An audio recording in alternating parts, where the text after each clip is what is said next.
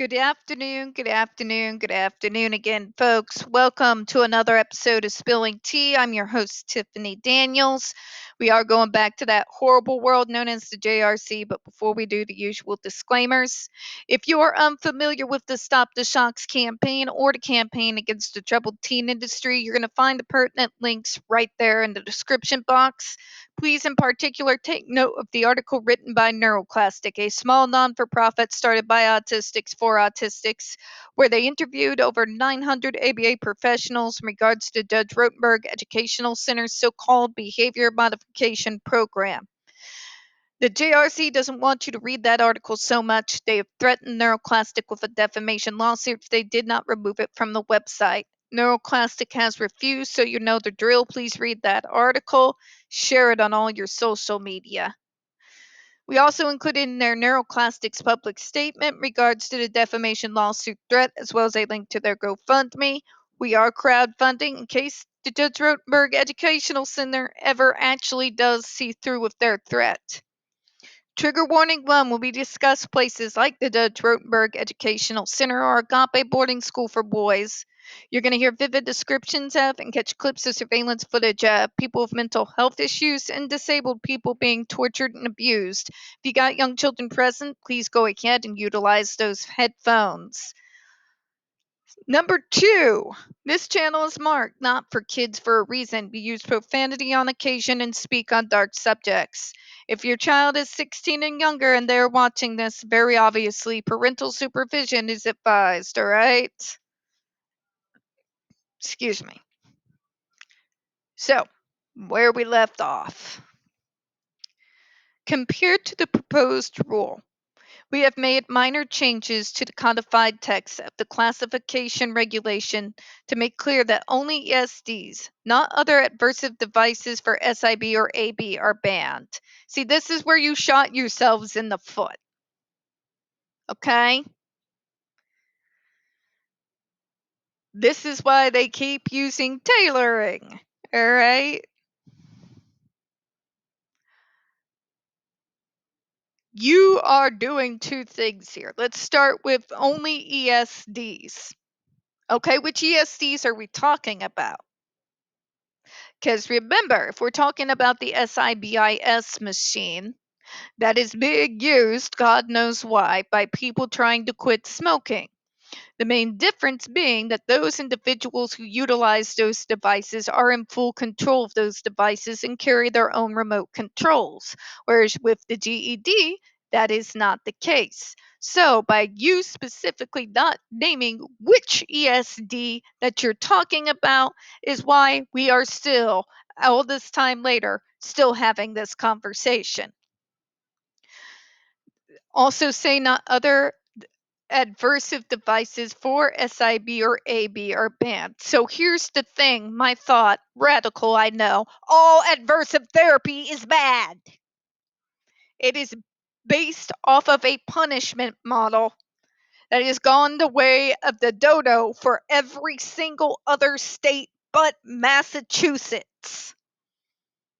Okay? Adversive therapy, as in understood within the medical model nowadays, is literally anything that used to be used, whether it's hot sauce on the fingers, little slaps on the hand, having a sheet pulled over your head and getting sprayed like you're getting a light form of waterboarded. All these types of adversives and adversive devices are no longer in use within the medical model. Okay? What is currently used within the medical model is more psychological manipulation. To give you an example, this morning I pulled up my phone and it was a former ABA professional in regards to a student who used to scream every time staff would help them wash their hands because the soap that they wanted to use was not being used. The reason for this was The staff believed that in order for her to be able to use the soap that she wanted to use, she had to act neurotypical. Not my words, folks.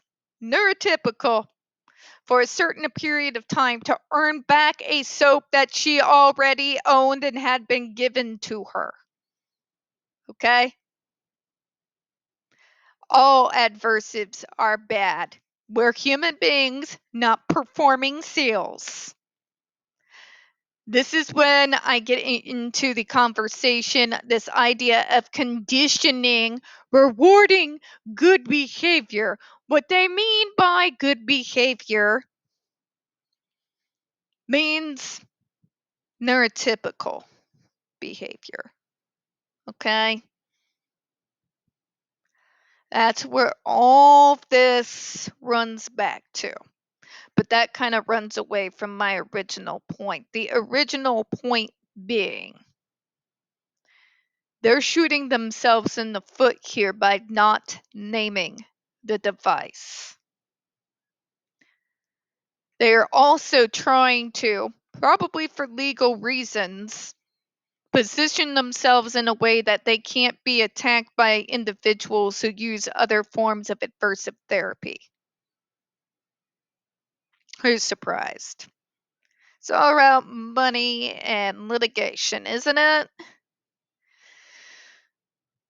At the end of the day, the only people who care about us is us and the few allies like places within the arc who back us up. Yeah, and you wonder why we've become such an insular group of individuals and why we tend to only,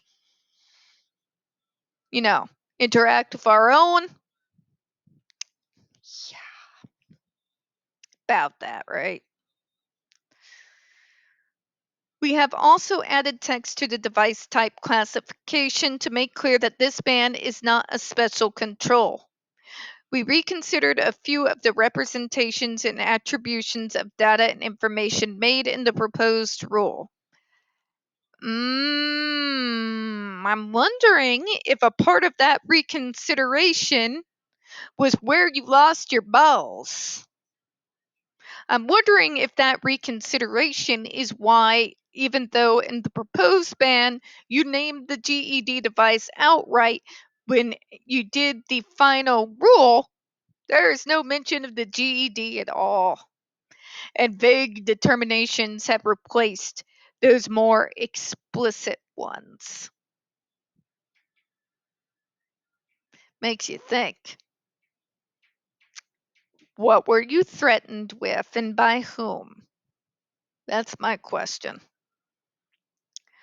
Our explanation of these changes, as well as our explanation why the revisions did not affect our overall evaluation of benefit risk profile, and our ultimate conclusion with respect to the substantial and unreasonable risk of illness or injury from the ESDs used or SIB or AB, are in section VC in the corresponding comment responses. That may be true, but it made you do the very thing that got this thrown out entirely. It got you from naming the device in question, which is why the DC Circuit Court found it so easy to throw this ban out. Because somewhere along the way you lost your balls, and here we are again.